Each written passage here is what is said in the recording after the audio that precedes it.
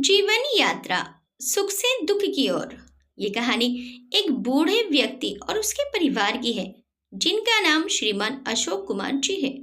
इनके परिवार में इनकी पत्नी श्रीमती अनीता जी, दो बेटे, बड़े का नाम निर्मल, छोटे का नाम उज्जवल है। दो बेटियां हैं जिनमें एक का नाम सविता और एक का नाम कविता है। श्रीमान अशोक कुमार जी का हंसता खेलता परिवार था। बच्चे अभी छोटे ही थे। अशोक कुमार जी का कारोबार भी उन्नति पर था, जिसके चलते उन्हें अपने बच्चों के भविष्य की भी ज्यादा चिंता नहीं होती थी। बहुत अच्छे से बच्चों का पालन पोषण किया। चारों बच्चों में सविता सबसे बड़ी थी। सविता काफी सुंदर सुशील थी, अपनी माँ अनीता पर थी। छोटी बेटी कविता भी बड़ी बहन से कम सुंदर नहीं थी। दोनों बेटियां बहुत सुंदर, सुशील और अपनी माँ का स्वरूप थी और अपने माँ बाबूजी की लाडली थी। दोनों बेटे भी बचपन से ही काफी समझदार थे। अपने बाबूजी का अंश उनमें साफ नजर आता था। श्री अशोक कुमार जी बहुत ईमानदार, मन के साफ, कठिन परिश्रमी और उसूलों के पक्के थे। इनके चारों बच्चों में भी ये सभी गुण मौजूद थे। जब इनकी बड़ी बेटी सविता 10वीं कक्षा उत्तीर्ण कर 11वीं में आई तो घर में चारों तरफ खुशी का माहौल था। घर घर मिठाइयाँ बांटी जाने लगी। छोटी बेटी कविता भी अपनी बहन के पास होने की खुशी में नाचती गाती फिर रही थी। आज का दिन खुशी से नाचते गाते बीत गया। दिन गुजरते गए। सविता भी स्कूल जाती रही। एक दिन सविता अपनी सहेलियों के साथ हर दिन की तरह स्कूल जा रही थी। तभी अचानक वहां एक लड़के ने आकर उससे अपने प्यार का इजहार कर दिया, जो रोज उसे स्कूल आते जाते देखा करता था। और इस बात का इल्म सविता को बिल्कुल भी नहीं था। जब उस लड़के ने उससे प्यार का इजहार किया तो वह डर गई और रोते रोते दौड़ी दौड़ी घर वापस आई और घर आकर और जोर जोर से रोने लगी। बाबूजी उस वक्त कारोबार में व्यस्त थे। छोटी बहन कविता स्कूल में थी और दोनों भाई भी स्कूल गए हुए थे। घर में बस माँ थी। जब उन्होंने सविता को रोते हुए अंदर आते हुए देखा तो घबरा कर बोली, सविता क्या हुआ बेटी, तुम रो क्यों रही हो और स्कूल से वापस क्यों आ गई? अनीता जी उसे ऐसे अचानक रोते हुए देखकर घबरा गई थी। उनके पूछने पर भी सविता बस रोती ही जा रही थी, कुछ नहीं बोली। बेटी बोलो तो सही, क्या हुआ? अनीता जी ने फिर पूछा, लेकिन सविता बस रोती रही। बेटी तुम बताओगी नहीं तो कैसे पता चलेगा कि क्या हुआ है? अनीता जी ने सविता को गले से लगाया और आंसू पोंछते हुए बोली, बेटी बताओ मुझे क्या बात है? सविता अपनी माँ से नजरें नहीं मिला पा रही थी। अनीता जी ने उसका चेहरा अपने हाथों में लिया और बोली, मेरी तरफ देखो सविता, क्या बात है? तुम स्कूल से वापस क्यों आ गई? क्या स्कूल में किसी के साथ झगड़ा हुआ है? नहीं माँ, किसी के साथ कोई झगड़ा नहीं हुआ है, बस मैं कल से स्कूल नहीं जाऊंगी। लेकिन क्यों बेटी? नहीं माँ, मुझे नहीं जाना स्कूल, मुझे नहीं पढ़ना। सविता ने रोते हुए गुस्से में कहा, स्कूल नहीं जाओगी तो आगे कैसे पढ़ोगी? मैं नहीं पढ़ूंगी, बस मुझे स्कूल जाते हुए डर लगता है। एक लड़के ने आज मेरे साथ गलत व्यवहार किया है। सविता ने डरते हुए दबी आवाज में बोला, क्या गलत व्यवहार किया है और कौन था लड़का? माँ ने चौंकते हुए पूछा। उसने मुझसे कहा है कि मैं तुमसे प्यार करता हूँ, सविता ने खींचते हुए कहा। माँ को गुस्सा भी आया और हंसी भी। गुस्सा उस लड़के पर और हंसी सविता पर। देखो बेटी सविता, इस उम्र में ये सब आम बात है, इसके लिए तुम अपना भविष्य क्यों खराब करना चाहती हो? माँ ने सविता को बहुत समझाया, लेकिन सविता अपनी बात पर अटल रही। सविता के जब और भाई बहन स्कूल से आ गए तो उन्हें इस बारे में पता चला तो सबने सविता को बहुत समझाया, लेकिन सविता टस से मस ना हुई। रात में जब बाबूजी घर आए और उन्होंने सबको बातें करते हुए सुना तो वो सब समझ गए। जब सविता स्कूल नहीं जाना चाहती तो तुम सब लोग उसे तंग क्यों कर रहे हो? उसका अपना जीवन है, अपना भविष्य है, उसे खुद फैसला लेने दो, बाबूजी ने बड़े प्यार से बोला। तो सविता बाबूजी के गले लग गई। सविता जैसा तुम चाहती हो वैसा ही होगा। तुम आगे की पढ़ाई रेगुलर न करके प्राइवेट कर सकती हो। पेपर्स दिलवाने के लिए मैं तुम्हें ले जाया करूंगा। सविता मुस्कुराई और बोली, ठीक है बाबूजी। सविता ने 12वीं कक्षा प्राइवेट से उत्तीर्ण की और कुछ समय बाद अच्छे घर से रिश्ता आया। अशोक जी और अनीता जी को लड़का, घर, कारोबार सब समझ आ गया तो जल्दी ही सविता की शादी कर दी। एक बेटी की शादी की तो अब दूसरी बेटी भी बड़ी हो रही थी और दोनों बेटे भी बड़े हो रहे थे। दोनों बेटों का पढ़ने में बिल्कुल भी मन नहीं था, तो दोनों बेटे बाबूजी का कारोबार संभालने लगे। कुछ समय बाद कविता की पढ़ाई भी पूरी हो गई। उसके लिए भी अच्छा रिश्ता देखा और शादी कर दी। अब दोनों बेटियां अपने अपने घर जा चुकी थी। समय बीतता गया। बड़े बेटे निर्मल के लिए अशोक जी के दोस्त विनोद ने लड़की सुझाई। अशोक जी और अनीता जी को लड़की पसंद आ गई। निर्मल की हाँ बाकी थी, निर्मल ने भी हाँ कर दी और घर में शादी की तैयारियां शुरू हो गई। अशोक जी और अनीता जी को घर में नए मेहमान, उनकी बहू के आने की बहुत खुशी थी। उन्हें अपनी बहू का बेसब्री से इंतजार था। उन्होंने बहुत से सपने संजोए हुए थे अपनी बहू को लेकर। अनीता जी अपनी पड़ोसन को बार बार कहती थी कि मेरी बहू देखोगी तो देखती रह जाओगी, चांद का टुकड़ा है मेरी बहू काव्या। हाँ हाँ, हमें भी इंतजार है आपकी बहू देखने का, पड़ोसन चिढ़कर कहती थी।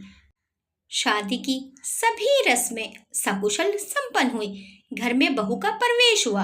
अनीता जी की खुशी का ठिकाना ही नहीं था और अशोक जी बार बार उन्हें आशीर्वाद देते, चुक चुक जियो मेरे बच्चों, भगवान तुम्हारी जोड़ी सलामत रखे। घर में खुशहाली ही खुशहाली थी। दिन ऐसे हंसते खेलते गुजर गए। एक साल बाद उनके घर में एक और नन्हे मेहमान ने जन्म लिया। पूरा घर नन्हे मुन्ने की किलकारियों से गूंज रहा था। चारों तरफ उमड़ उमड़ कर खुशी बह रही थी। अनीता जी पूरे दिन अपने पोते के साथ खेलती रहती, लेकिन खाना अपने बने हाथों का ही खाती थी। काव्या खाना अच्छा बनाती थी, लेकिन अनीता जी और अशोक जी को अनीता जी के हाथ का बना ही खाना भाता था। अनीता जी थोड़ा बहुत काम ही काव्या से करवाती थी, लेकिन कुछ समय बाद काव्य की तबीयत इतनी खराब हुई कि उसके पैरों से चलना फिरना मुश्किल हो गया। उसका अच्छे से अच्छे डॉक्टर्स का इलाज कराया गया, लेकिन उसे आराम ही नहीं लगता था। अनीता जी ने बहुत घरेलू जतन किए, जिससे उसे थोड़ा बहुत आराम लगना शुरू हो गया और काव्या को चलने फिरने में अब ज्यादा परेशानी नहीं होती थी। इसी दौरान उज्जवल को अपने मकान के बगल वाले मकान की लड़की से प्यार हो गया, जो पड़ोसी तो थे ही लेकिन रिश्तेदार भी थे। लड़की भी बहुत सुंदर थी, जिसका नाम सीमा था। सीमा दो बहनें थी, जिनमें सीमा छोटी थी। बड़ी बहन की शादी हो चुकी थी। सीमा के बाबूजी का देहांत हो गया था। घर में बस सीमा और उसकी माँ थी। उज्जवल के घर सीमा और सीमा की माँ का बहुत आना जाना था। अशोक और अनीता जी को भी सीमा पसंद थी, लेकिन सीमा की माँ का स्वभाव उन्हें पसंद नहीं था। एक रात जब सब खाना खा रहे थे, तब उज्जवल ने सबके सामने सीमा के बारे में बात की। बाबूजी, सीमा अच्छी लड़की है, घर में बहू बनकर आएगी तो माँ और भाभी को भी साथ और सहारा मिलेगा। और सीमा काम भी बहुत करती है, खाना भी अच्छा बनाती है। उसे घर में आने से माँ को भी राहत मिलेगी। माँ अभी तक खाना बनाती हैं, फिर सीमा बनाया करेगी। उज्जवल ने चमकती आंखों और होठों पर मुस्कान के साथ कहा। सीमा एक अच्छी लड़की है, मैं जानता हूँ, लेकिन सीमा की माँ की कुछ आदतें अच्छी नहीं है और माँ का असर लड़की में जरूर आता है। बाबूजी ने फिक्र भरे लहजे में कहा। हाँ जी, मैं भी यही मानती हूँ। सीमा में कोई बुराई नहीं है, लेकिन उसकी माँ में कुछ बुराइयां हैं जो आगे चलकर नुकसानदेह हो सकती हैं अगर सीमा इस घर में बहू बनकर आई तो। माँ ने सोच विचार भरे लहजे में कहा। लेकिन माँ, बाबूजी, सीमा की माँ में क्या बुराई है और क्या नुकसानदेह हो सकती है आगे? सीमा की माँ तो अच्छी औरत है, हमेशा हमारा भला सोचती है। उज्जवल ने बड़ी उत्सुकता से कहा। बेटा उज्जवल, हम जानते हैं क्या सही है क्या गलत है, तुम अभी ना समझो, तुम्हें समझ नहीं आएगा, बाबूजी ने कहा। उज्जवल, बाबूजी, ये मेरी जिंदगी है, मुझे भी अपने अच्छे बुरे की समझ है। बाबूजी, हाँ जानता हूँ तुम्हारी जिंदगी है, लेकिन हम तुम्हारे माँ बाप हैं, हम भला ही सोचेंगे। माँ, बेटा उज्जवल ठंडे दिमाग से सोचो। उज्जवल, माँ ठंडे दिमाग से ही सोचा है। बाबूजी, उज्जवल बेटा, तुम्हारे भविष्य का ही सोच रहे हैं हम। उज्जवल, आप लोगों की बातों से तो लग रहा है कि मेरे भविष्य का कम और अपने भविष्य का ज्यादा सोच रहे हैं आप लोग। निर्मल और काव्या सबकी बातें सुनते रहे। काफी देर बाद निर्मल, उज्जवल, जब माँ बाबूजी को ये रिश्ता मंजूर नहीं तो तुम क्यों इतनी बहस कर रहे हो? उज्जवल, भैया आपसे किसने मशवरा मांगा है? आपकी तो शादी हो गई ना, आप तो खुश है ना अपनी लाइफ में, तो मेरा भी हक है अपनी लाइफ अपनी मर्जी से जीने का। बाबूजी गुस्से में बोले। उज्जवल, तुम्हें शर्म नहीं आती? कब से तुम बकवास किए जा रहे हो? अब एक और शब्द भी नहीं बोलना। किशन लाल की लड़की से तुम्हारी शादी होगी, बस यही मेरा फैसला है। और कहकर अपने कमरे में चले गए। बेटा, तुम्हारे बाबूजी जो करेंगे उसी में तुम्हारी भलाई है, माँ ने समझाते हुए उज्जवल के सर पर हाथ फेरते हुए कहा, और वे भी कमरे में चली गई। निर्मल और काव्य भी खड़े हुए और अपने कमरे में चले गए। उज्जवल गुस्से में अपने हाथों को दीवार में मारने लगा। आह, उफ कहते हुए अपने हाथों को झटकने लगा। बाप रे, अंबुजा सीमेंट की दीवार है, खुद नहीं टूटेगी, मुझे ही तोड़ डालेगी। मुंह बनाते हुए अपने कमरे में चला गया। क्या हुआ उज्जवल? माँ बाबूजी मान गए? फोन पर सीमा बोली। अरे नहीं, कहाँ माने हैं, उन्हें हमारी नहीं अपने भविष्य की चिंता है। मैं तुमसे कहता था ना कि जिस दिन भी घर में तुम्हारी बात छेड़ूंगा उस दिन यही सब होगा, क्योंकि यार तुम्हारी माँ की आदतें हमारी शादी में बाधा डाल रही हैं। उन्हें क्या जरूरत है दूसरों के मामले में टांग अड़ाने की। ओए, मेरी माँ को क्यों बुरा भला कह रहे हो? सीमा ने खींचते हुए लहजे में कहा। उज्जवल, और किसे बोलूं? तुम देख लेना, मेरी शादी किशन लाल की बेटी से कर देंगे बाबूजी। नहीं नहीं, उज्जवल की शादी सिर्फ और सिर्फ सीमा से होगी, सीमा ने इतराते हुए कहा। लेकिन होगी कैसे सीमा बेबी? मैं नहीं जानती, वो तुम्हारा काम है। अच्छा, सोती हूँ, कल बात पक्की करके तब मुझे कॉल करना। Good night. और सीमा फोन रखकर सो गई। इधर उज्जवल सोचता रहा है, कैसे करूं, क्या करूं। तभी उसके दिमाग में एक आइडिया आया। उसने रात में ही अपनी बड़ी बहन सविता को कॉल किया। फोन रिंग होता रहा, किसी ने नहीं उठाया। उज्जवल ने फिर से किया, रिंग होता रहा। हेलो। हाँ हेलो। फोन उज्जवल के जीजा जी ने उठाया। मैं उज्जवल बोल रहा हूँ जीजा जी। आधी नींद में थे जीजा जी। उन्होंने फोन सविता को थमा दिया। हेलो। हाँ भाई। सविता भी नींद में बोली। दीदी मेरी बात ध्यान से सुनो, मैं सुसाइड कर रहा हूँ।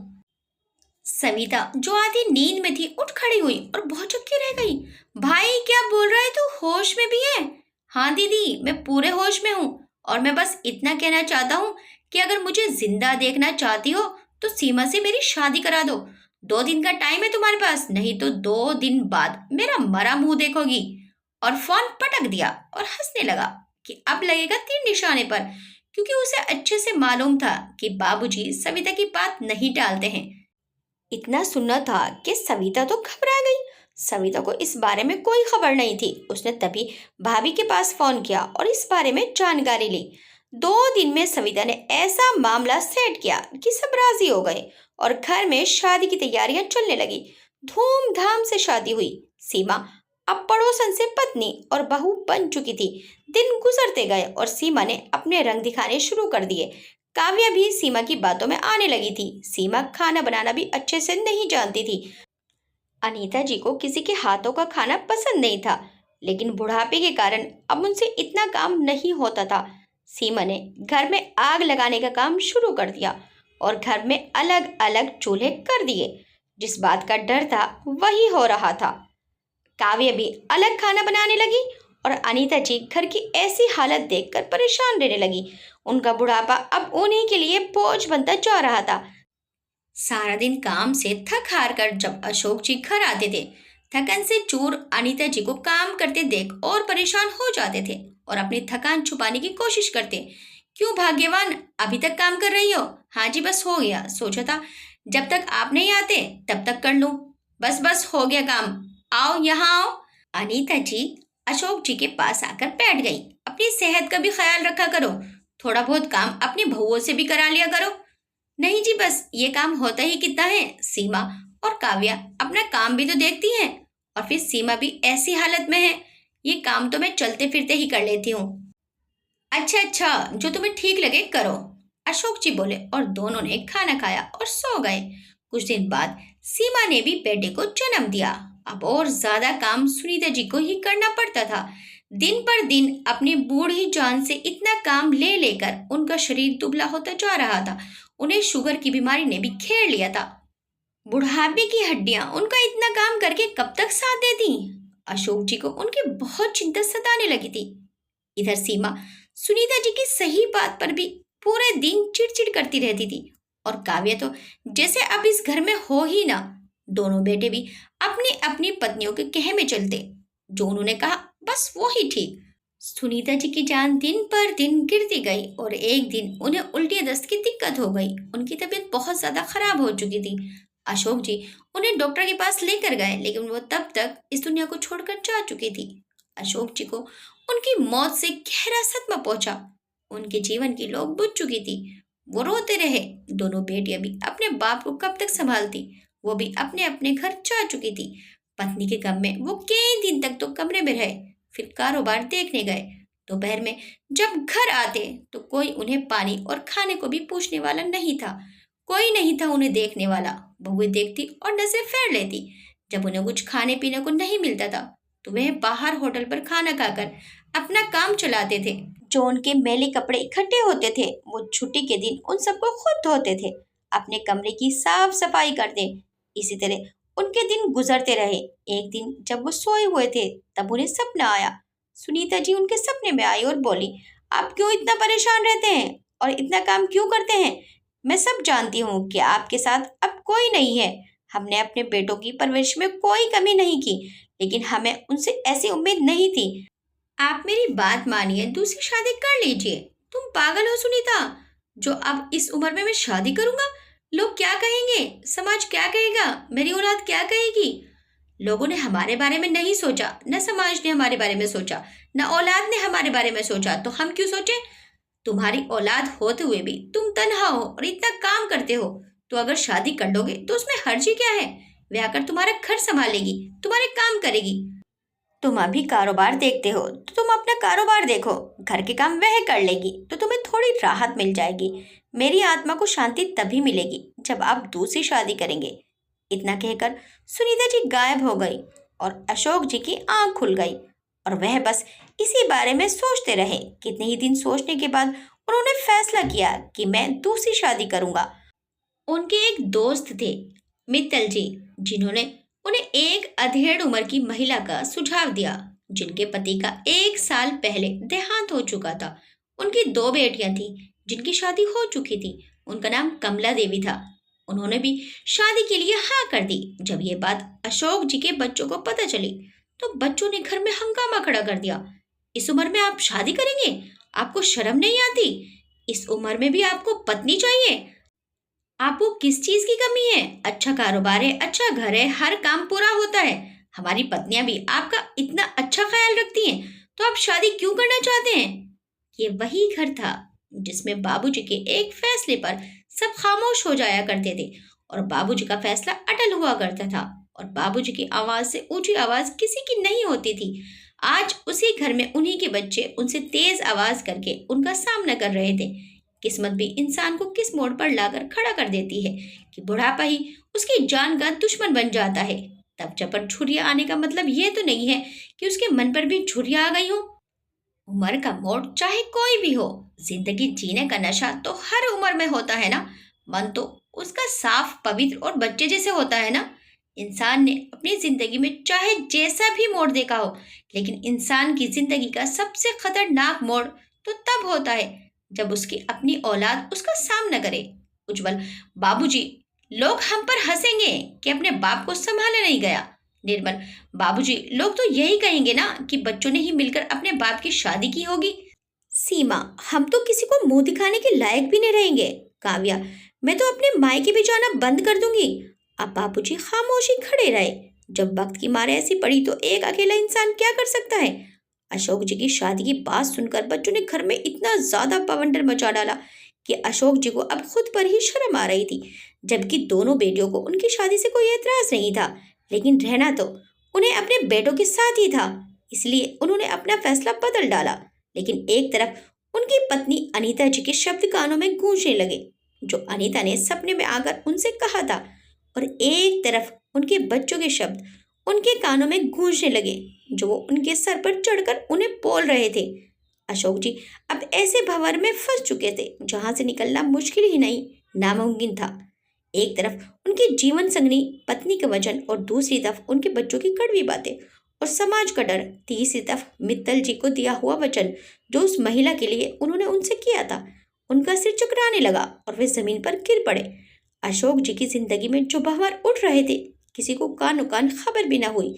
उनके गिरने की भी किसी को खबर तक नहीं हुई। जब उनकी आंखें खुली तो उन्होंने अपने आप को जमीन पर पड़ा हुआ पाया, लेकिन अशोक जी हिम्मत हारने वालों में से नहीं थे। उन्होंने अपनी पत्नी की आत्मा की शांति का वचन निभाना था।